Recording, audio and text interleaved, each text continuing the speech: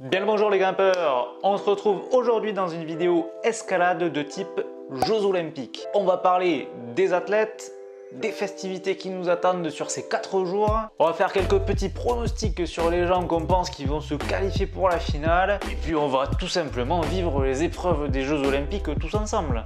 Alors les JO, ça commence demain. Demain, 10 h, on commence par les qualifications hommes de vitesse. Ensuite, on va se faire 2 heures de qualification hommes de bloc. Et on va finir par les qualifications hommes de difficulté à partir de 14h10. On enchaîne, même schéma, mercredi au niveau des qualifications féminines. Et ensuite, pour les journées de jeudi et vendredi, ce sera les finales qui seront légèrement décalées par rapport au planning qu'on avait jusqu'à présent. Ça commencera à 10h30 et ça finira à 15h avec les remises de médailles entre 15h10 et 15h20. Je sais pas vous, mais moi je suis surexcité de voir comment ça va se passer. Il y a énormément d'athlètes de type très qualitatif qui vont s'affronter à partir de demain et après-demain pour ces épreuves.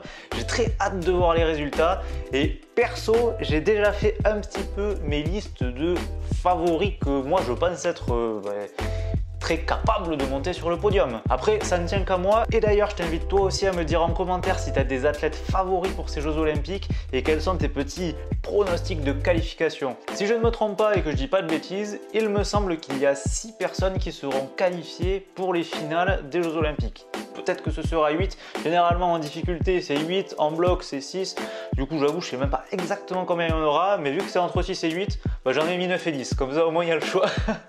Au niveau des athlètes, nous avons 40 candidats, 20 hommes, 20 femmes. Niveau hommes, il y a 15 nations qui vont être représentées et niveau femmes, il y en aura également 15.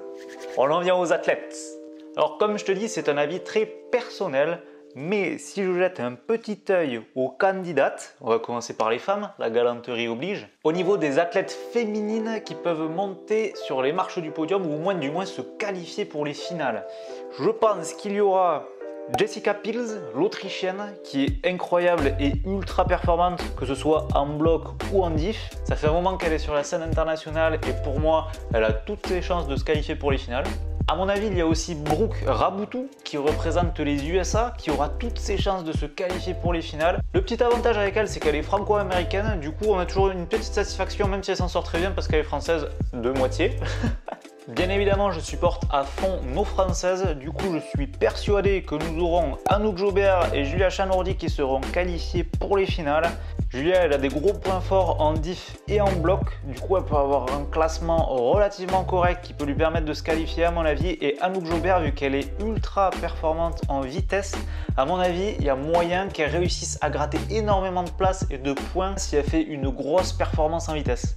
Dont elle est tout à fait capable en plus. Au niveau du Japon, parce qu'en plus c'est hébergé là-bas, je pense que les 2 athlètes qui sont qualifiés ont toutes leurs chances d'aller en finale. Il y a Akiyo Noguchi et Miho Nonaka. Alors pour les prononciations, je reviendrai plus tard. Elles sont insane en diff et en bloc, du coup je pense que clairement elles peuvent se qualifier. On a une petite outsideuse qui s'appelle Laura Rogora, qui nous vient tout droit d'Italie. Elle, pourquoi je l'ai mise dans ma liste des potentielles candidates qui peuvent être en finale? Parce que sur la dernière Coupe du Monde qu'il y avait eu, elle avait fait un top et c'était la seule grimpeuse à avoir topé la voie. Et je pense que clairement, elle a des ressources qui sont un peu insoupçonnées et clairement, je pense qu'elle peut surprendre beaucoup de monde à cette Coupe du Monde. Je pense qu'elle arrive un petit peu comme l'Outsiders et elle peut faire des grosses perfs. Une des doyennes des compétitions, c'est aussi Shauna Coxey.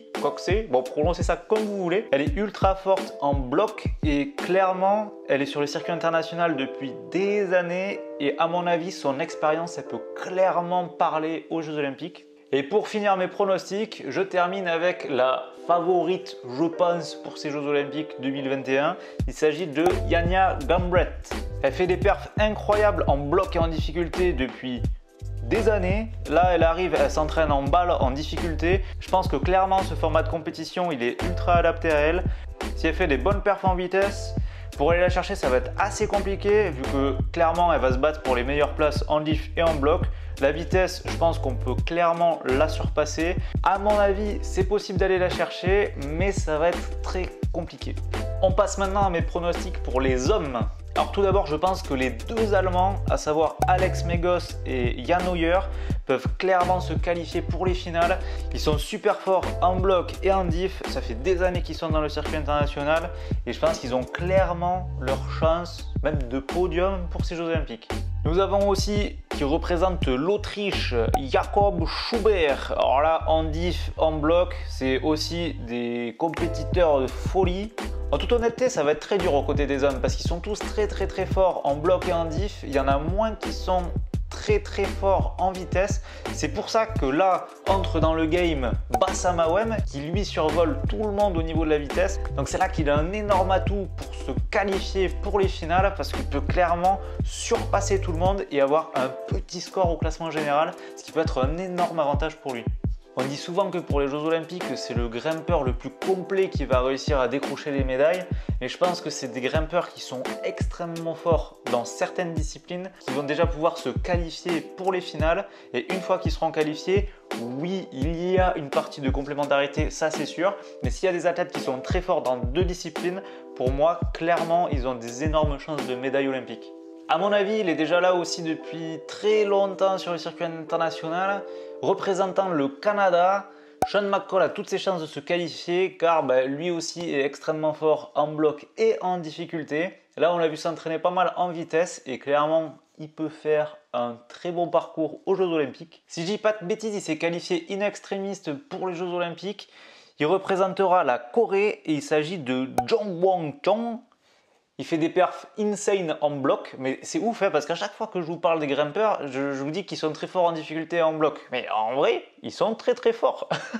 Comme je le dis, Bassa Mawem a toutes ses chances pour ses qualifications et à mon avis, son frère Michael Mawem aussi peut clairement faire la diff sur ces Jeux Olympiques. Au niveau du bloc, il est archi complet. La difficulté, il a fait des belles perfs sur les dernières compétitions et en vitesse, là, il est en train de talonner son frère Bassa. Clairement, je pense qu'il peut aller en finale, ça c'est sûr en fait. Et pour finir, nous avons les deux athlètes qui vont jouer sur leur terre pour les JO 2020, aka Tomoa Narazaki et Kai Harada.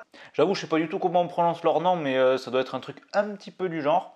J'ai envie de dire, comme les autres, en bloc et en diff, ils sont incroyables, ils font des perfs de ouf.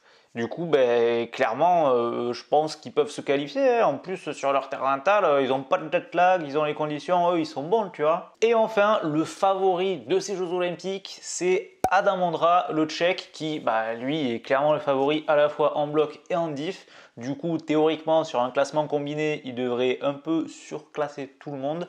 Mais bon, sait-on jamais, tout peut arriver et j'espère qu'il va y avoir une énorme compétition, des gros fights. Et c'est pas parce que Adam et Yania sont ultra favoris pour ces Jeux Olympiques pour les médailles d'or que tous les autres n'ont pas leur chance. Je pense clairement même que tous les autres ils sont dans de meilleures situations parce que vu qu'ils sont pas dans une position de favoris, ils vont pouvoir y aller avec moins de pression et pouvoir plus s'exprimer. J'ai vraiment trop hâte de voir ce qui va se passer et on se retrouve demain pour parler tous ensemble des finales parce qu'on aura déjà la liste des premières finalistes qualifiées pour les Jeux Olympiques de la première saison.